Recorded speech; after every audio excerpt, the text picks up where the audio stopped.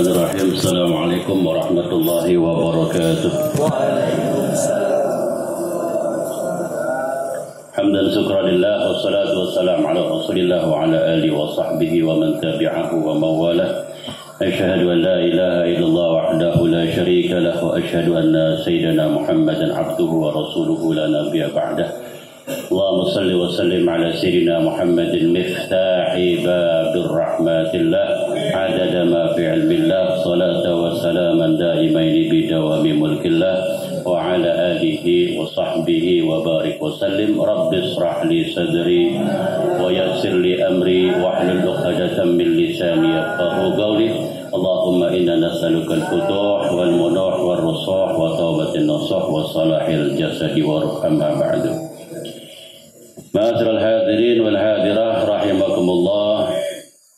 Pertama-tama marilah kita panjatkan segala puja, puji, syukur kita kehadirat Allah Subhanahu wa taala, yang mana alhamdulillah pada malam hari ini kita dapat berkumpul kembali di pondok pesantren atau di Majlis Burdal Anwar Kanzul Arifin yang dalam rangka silaturahim dan juga talabul ilmi. Semoga setiap langkah demi langkah yang kita lakukan dapat menggugurkan dosa kesalahan kita. Wabil khusus buat kedua orang tua kita yang telah pulang berahmatullah, semoga Allah ampuni dosa kesalahannya. Allah jadikan kuburnya raudhah min riyadil jannah. Dan juga untuk orang tua kita yang masih ada, semoga Allah sehatkan jasmani rohaninya. Allah panjangkan umurnya dalam taat ibadah padanya. Amin ya rabbal alamin. Salawat beriring salam semoga selalu tercurahkan kepada junjungan kita Nabi besar Muhammad sallallahu alaihi wasallam, kepada keluarga dan para sahabatnya, dan semoga kita pun juga telah mendapatkan syafaatnya baik di dunia maupun di akhirat nanti. Amin ya rabbal alamin. Sebelum saya lanjuti, mari kita bacakan suratul Fatihah buat Habib Abdul Qadir yang sedang membangun majlis. Semoga Allah mudahkan pembangunannya, ya Allah gampangkan memberikan rezekinya, dan juga beliau Allah sehatkan jasmani dan rohaninya. Suratul Fatihah. A'udzu billahi minasyaitonir rajim. Bismillahirrahmanirrahim. Iyyaka na'budu wa iyyaka nasta'in. Ihdinas siratal mustaqim. Siratal ladzina an'amta 'alaihim ghairil maghdubi 'alaihim waladdallin. Amin. Malam hari ini kita ngaji tentang hukum dulu, ya, hukum syariat. Allah Subhanahu wa taala berfirman dalam Al-Qur'an, simahum fi wujuhihim min asaris sujud. Jadi simahum, ada tanda-tanda, fi wujuhihim, pada wajah-wajah mereka, min atharis sujud, dari bekas tanda dari sujud, ya. Jadi ada bekas tanda-tandanya orang sujud. Jadi kalau bekas tanda-tandanya orang sujud itu berbekas dalam kehidupannya, fi wujuhihim, wajah. Ini agak story. Jadi nampak tanda-tandanya. Maksudnya apa? Nampak tanda-tandanya pada wajahnya. Orang kalau yang namanya sholat dia berbekas, maka dia tidak akan jahat sama orang. Itu tanda-tandanya. Karena inna sholata tanha 'anil fahsya'i wal munkar. Sungguhnya salat mencegah daripada perbuatan keji dan munkar. Baik dia berbuat sama orang atau orang berbuat sama dia, sebaliknya. Jadi kalau orang bekas sujudnya kelihatan di wajahnya, dia juga nggak akan syirik sama orang. Kalau bekas sujudnya kelihatan di wajahnya, dia juga nggak akan dengki sama orang. Nggak akan sewetan, gampang sewet, gampang dengki, gampang ngambek. Berarti periksa itu sholatnya. Ya, jadi sholatnya harus diperiksa. Jadi tanda-tandanya bekas sujud itu ada di wajahnya. Tuh, wajah itu bagian depan. Kalau tanda sujud di sini doang yang hitam, itu bukan tanda sujud. Kalau di sini bukannya wajah, ini bagian dari wajah. Namanya jabhatun. Nih,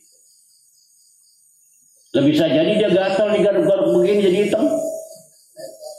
Atau lecet. Karena kalau tanda bekas orang sujud itu dia nampak dalam kehidupannya. Dia nggak akan jahat sama tetangga. Sama binatang yang nggak mau jahat, apalagi sama tetangga. Sama binatang aja nggak mau jahat, apalagi sama orang. Ar-Rahmanu yarhamuhumur Rahman. Allah perintahkan tuh.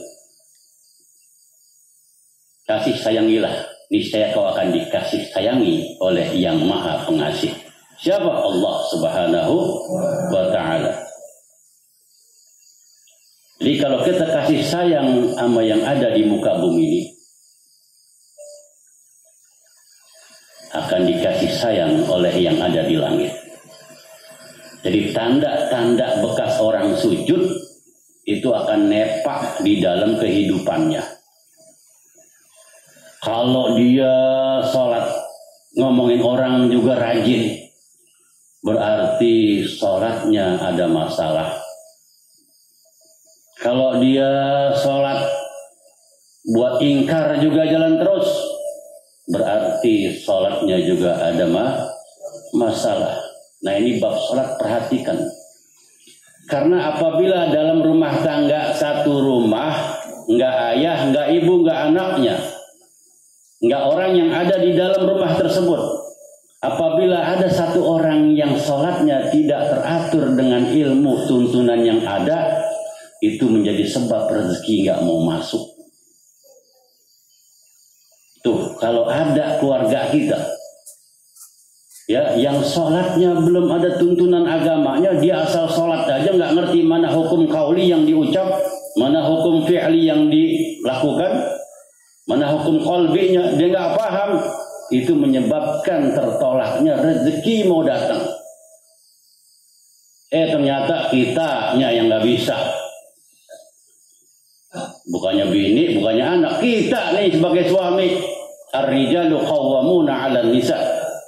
Lelaki adalah pemimpin bagi kaum wanita. Setiap pemimpin ini akan dimintai pertanggungjawabannya di hadapan Allah Subhanahu wa Ta'ala. Jangan enak-enak. Begitu pulang ke rahmatullah, kita belum ngajarin bini kita bagaimana cara sholat, belum ngajarin anak kita bagaimana cara sholat. Anak kita mau sholat, mau kagak, mau bener apa kagak, kita gak paham. Kita juga gak biarin aja bini kita mau bener apa kagak itu sholatnya, kita cuekin aja. Dimintain pertanggungjawaban ntar di hadapan Allah Subhanahu wa Ta'ala. Kalau saat ini kita koreksi, kenapa nih saya kok gagal terus umpama berbisnis atau apa, atau semakin susah, periksa. Karena orang yang sudah memperbaiki kehidupan beribadahnya kepada Allah Subhanahu wa Ta'ala, niscaya Allah perbaiki kehidupan dunianya. Karena apa tugas manusia? Wa ma khalaqtul jinna wal insa illa liya'budun. Tidak kuciptakan jin dan manusia melainkan untuk beribadah kepada Allah Subhanahu wa Ta'ala. Perbaiki ibadahnya, maka diperbaiki kehidupannya oleh Allah Subhanahu wa Ta'ala. Nah, sehubungan kita hadir di sini terus memang diturunkan rahmat oleh Allah Subhanahu wa Ta'ala. Hujan ini barokah, di antaranya ujian juga buat yang hadir. Tapi biarpun hujan, tetap dengan rasa cinta pada Allah dan Rasul, Allah mudahkan langkahnya. Alhamdulillah, tanpa cinta susah. Cinta itu membuat sesuatu yang jauh jadi dekat. Yang dekat tambah dekat. Kalau nggak ada cinta susah. Maka orang yang nggak punya cinta dia rugi. Apalagi sampai sekarang dia belum punya pasangan hidup karena nggak ada cintanya. Rugi. Ada nggak? Ini masih bocah ini mah. Sebelah kiri. Saking kelebihannya cintanya ada 2, 3, 4. Nambah gini maksudnya. Ya alhamdulillah berarti dia mampus.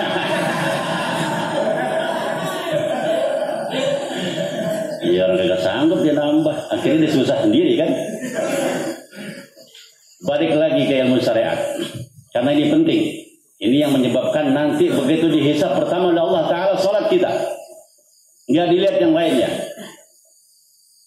Mau dia pergi haji bolak-balik lagi setiap tahun. Kalau salatnya nggak beres, kalau tolak. Coba salat dulu. Pas kita hujan. Bicara hujan berarti air. Air ini bagian terpenting di dalam beribadah. Karena air adalah wasailut taharah. Wasilah kita untuk bersuci. Selain air ada lagi wasailut taharah, yaitu debu. Bertayamum. Nah, kita ambil wudu. Idza kuntum ila sholati faghsilu wujuhakum. Lihat tuh, yang dibasuh wajah. Bukannya jidat. Kalau memang tanda bekas sujud jidat, maka kita ambil wudu jidat dong di sini digini. Faghsilu wujuhakum, basuhlah wajahmu. Wa aydiyakum ilal marafiqi, dan juga kedua tanganmu sampai hingga siku. Wamsahu ru'usakum, ya, dan basuh kepalamu, dan juga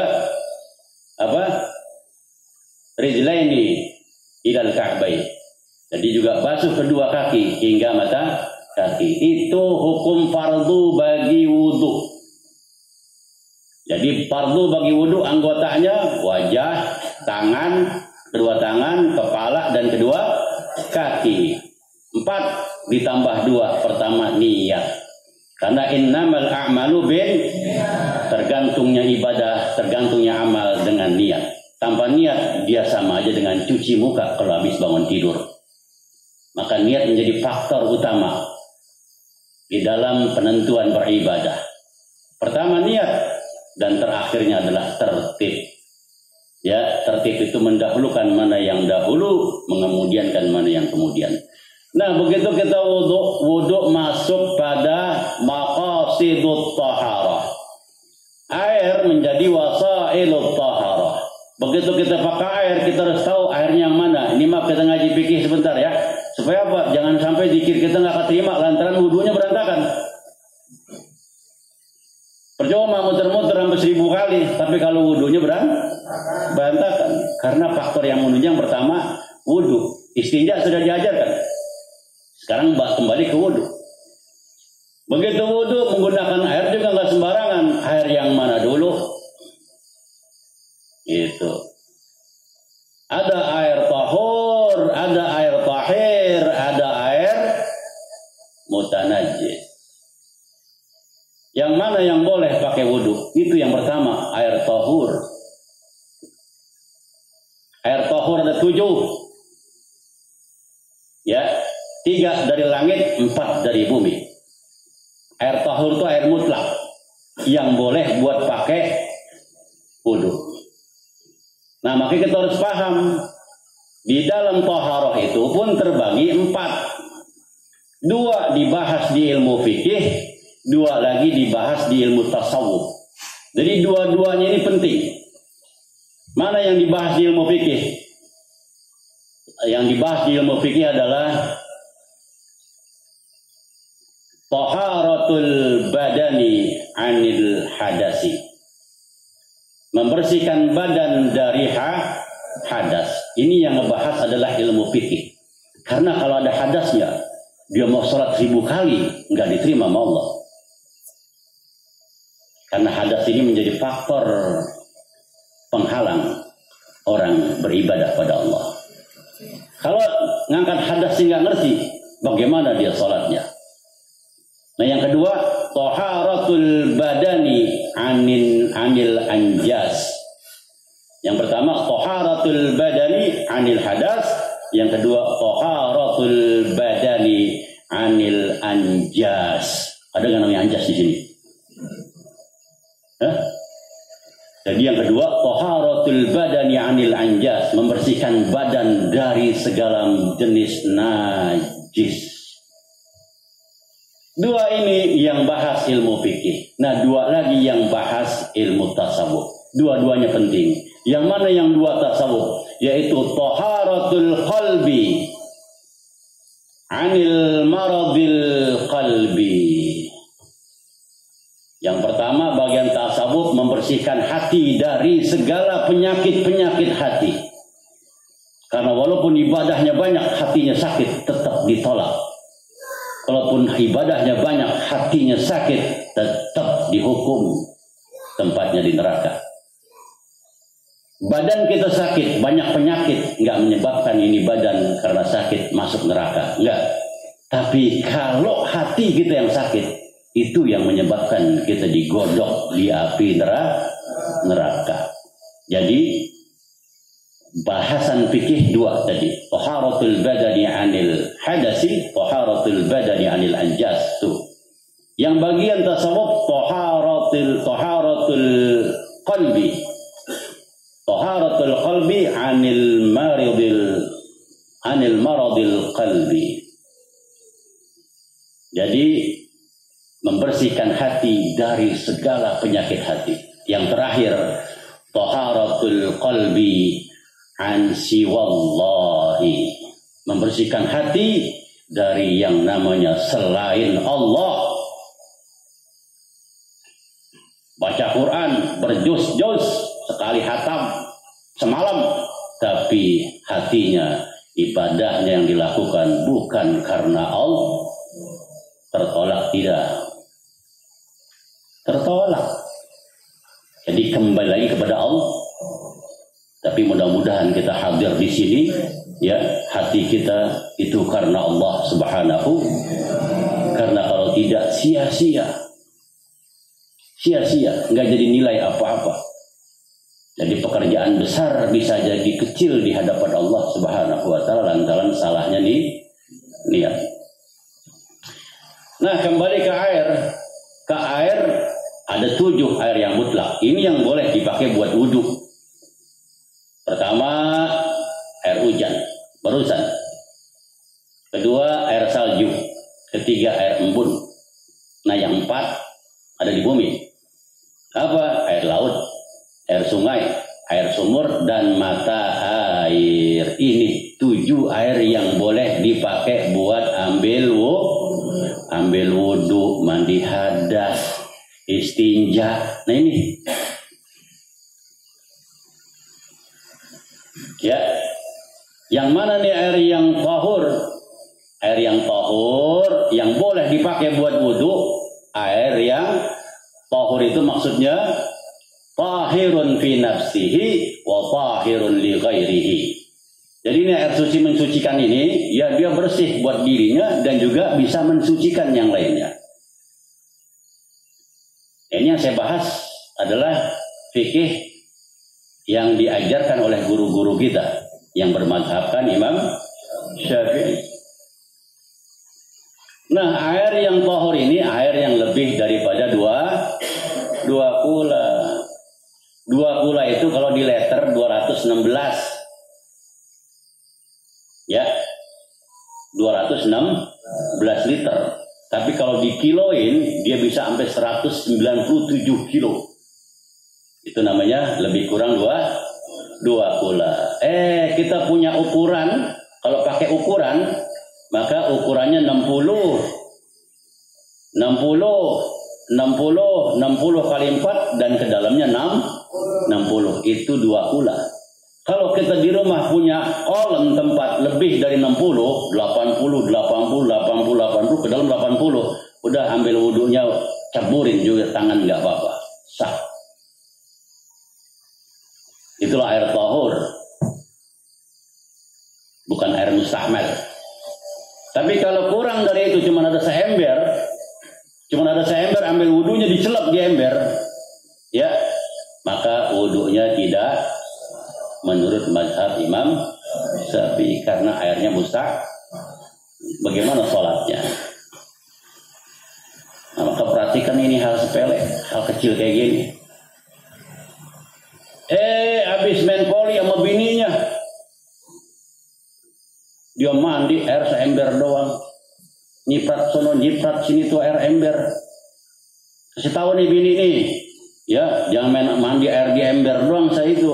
Walaupun dikucurin pakai keran, karena wadahnya kurang dari 2 kula.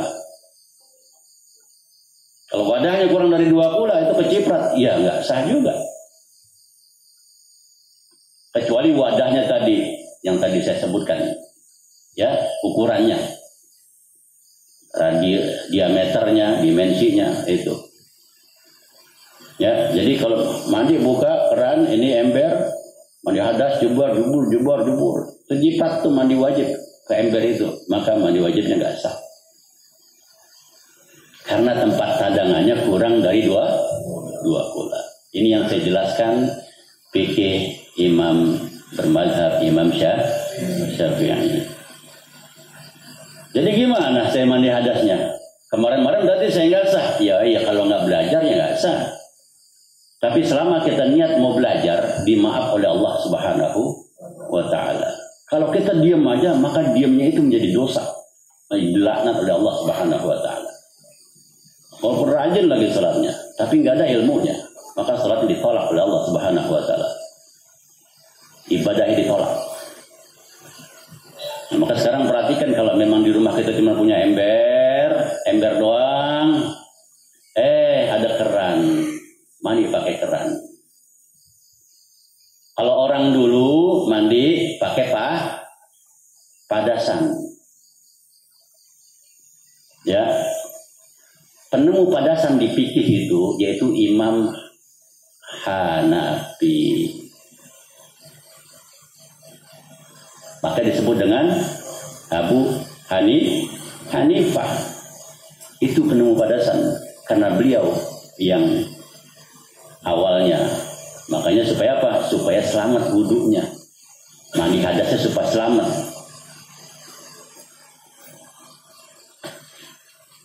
Kalau Imam Hanafi nama itu siapa?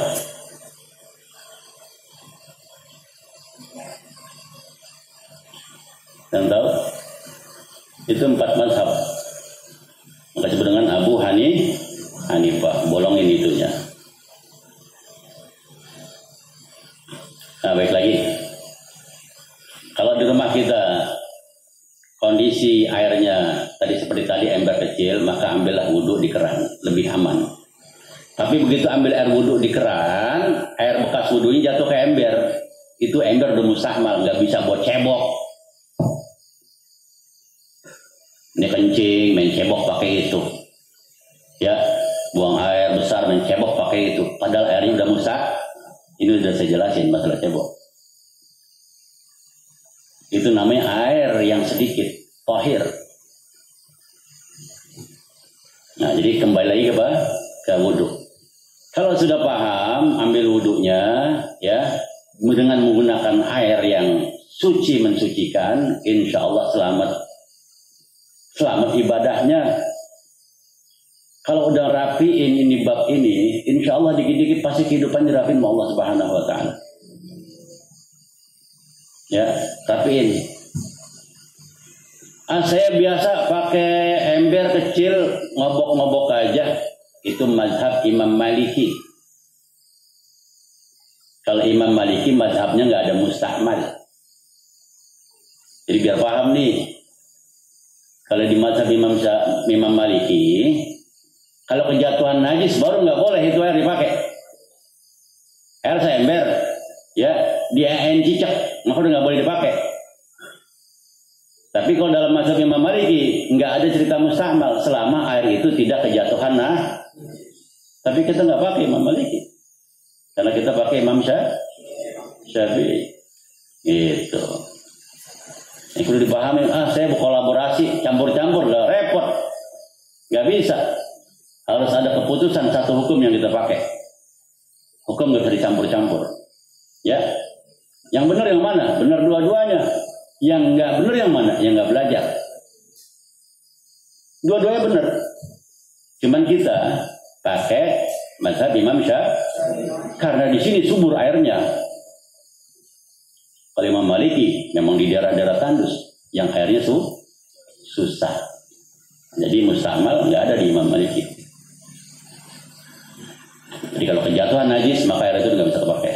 Cuman kalau di kita ya ada mustahmalnya. Nah, mulai sekarang perhatikan tuh ambil wudhunya, ya. Jangan asal main ngambil wudhu gitu aja. Kesian nanti begitu kita pulang rahmatullah nggak ada nilai-nilai ibadahnya. Terus apalagi kita punya istri nggak ngerti cara ambil wudhu. Wudhu nggak ngerti, cebok juga nggak ngerti lagi. Astagfirullah. Ajarin ya. Ajarin supaya pakai air yang ini, pakai air yang ini, supaya dia selamat. Kalau dia ceboknya istinjanya bener, dia sholatnya jadi benar, jadi keterima. Itu pun kalau sholat dia dengan rukun, syarat dan ketentuannya yang ada. Makanya orang kalau belajar agama nggak bisa instan. Jangan tiba baru udah mimpin tahlil berhenti belajar agama. Jangan, karena masih banyak ilmu yang belum dipelajari di dalam tentang syariat. Baru ngajarin ikra, udah berhenti ngaji. Jangan, karena fikih ini ya ilmu yang membuat sah di dalam beribadah. Kalau tauhid, ilmu yang membuat terima iman kita.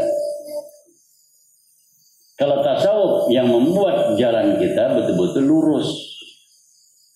Ikhlas, redha karena Allah Subhanahu. Tiga-tiganya penting. Harus dipelajari. Nah, ini sedikit dari saya tentang wudu, ya. Jadi wudu itu menggunakan air yang tahur. Kalau air yang tahir, air sedikit itu kurang dari 2 kula. Jadi kalau kurang dari 2 kula, maka dia nggak sah dibuat ambil wudu. Kalau kejatuhan tadi itu bekas ambil wudu. Tapi kalau air sedikit belum kejatuhan apa-apa, masih ada di dalam ginian nih, bisa pakai buat ambil wudu. Asal tahu caranya, disiram gitu. Gitu. Apalagi air mutanajis yang kejatuhan najis. Kita punya ember kecil, embernya kita lihat tadi cicak banyak, ada 3, ada 4 di situ. Kan suka kelihatan gitu ya? Nah, berarti ngalamin tuh. Udah. Jadi kalau dia mangut berarti ngalamin. Tuh ada tai cicak banyak di situ. Akhirnya dibuat nyuci sama bini kita. Nyuci piring dari situ, nyuci baju dari sini, dicampur ke baju-baju kita, baju anak maka semua seadanya baju jadi najis. Pakai sholatnya tidak sah. Pakai cuci piring tuh banyak tuh air yang ada teh cicaknya buat nyuci piring, kita makan dari piring yang udah kena tuh. Kalau nggak ada ilmunya, maka ilmu itu penerang ya. Orang nggak usah ngomong agama selebar ketek, itu dulu masalah toharoh itu dulu. Toharoh betulin toharoh, rapiin toharoh. Udah jangan ngurusin orang, ngurusin toharoh aja udah puyeng kita. Ngapain ngurusin urusan orang? Urusin toharoh aja supaya toharoh kita pas betul-betul ya, betul-betul pas, supaya ibadah kita pun juga sempurna, Pak. Nah, ini yang bisa saya sampaikan, lebih kurangnya mohon maaf. Semoga dapat dipahami oleh yang mendengar semua. Ya, lebih kurangnya sekali lagi, mari kita baca suratul Fatihah. Semoga Allah beri kesehatan buat kita semua. Allah kabulkan hajat kita semua.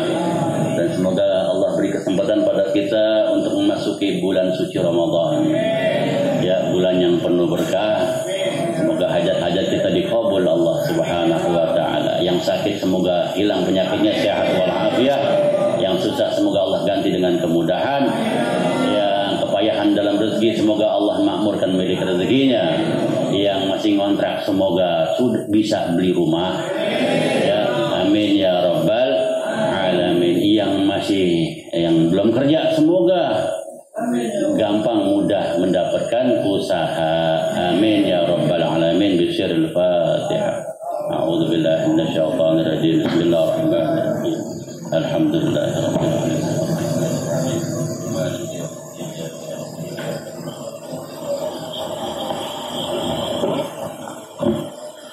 ربنا تقبل منا إنك أنت السميع العليم وتب علينا إنك أنت التواب الرحيم ربنا آتنا في الدنيا حسنة وفي الآخرة حسنة وقنا عذاب النار وصلى الله على سيدنا محمد النبي الأمي وسلم سبحان ربك رب العزة عما يصفون وسلام على المرسلين والحمد لله رب الحمد لله على نعم الله الحمد لله على بركات الله الحمد لله